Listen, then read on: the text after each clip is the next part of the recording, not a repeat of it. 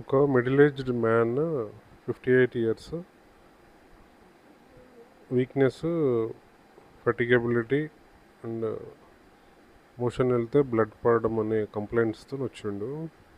Evaluate చేస్తే ఆయనకు haemoglobin బాగా తక్కువ ఉండింది. 6.7 హిమోగ్లోబిన్ ఉంది.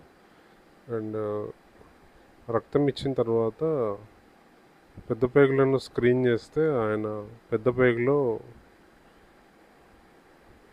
స్వెల్లింగ్స్ కనబడ్డాయి. వాటి నుంచే బ్లీడింగ్ అవుతూ ఉంది. సో కొలనోస్కోపీ చేసి దాన్ని బయాప్సీ పంపిస్తే క్యాన్సర్ అని బయటపడ్డది. సర్జరీ చేసిన తర్వాత ఎంట్రో ఆప్ ఓపెన్ చేస్తే ఆయన పెద్ద పేగు మొత్తం చిన్న చిన్న పాలిప్స్ కనబడ్డాయి. దాన్ని పాలిపోసిస్ కోలాన్ అంటారు. అయితే ఇప్పుడు సర్జరీ చేసిన పార్ట్ వరకే కాకుండా మిగతా పార్ట్ను ఎక్కడి వరకు అయితే పాలిప్స్ ఉన్నాయో దాన్ని అంతా తీయకపోతే ఫ్యూచర్లో అక్కడ కూడా మళ్ళీ క్యాన్సర్ వచ్చే రిస్క్ ఉంటుంది. సో డ్యూరింగ్ ప్రొసీజర్లోనే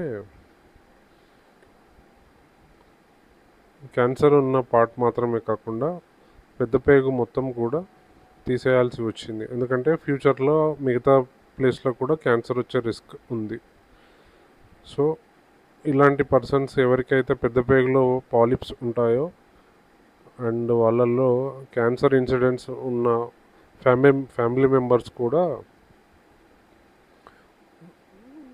క్యాన్సర్ స్క్రీనింగ్ చేసుకోవాల్సి ఉంటుంది. ఈ పేషెంట్కి సర్జరీ బాగానే జరిగింది అండ్ పేషెంట్ డిశ్చార్జ్ కూడా అయినాడు.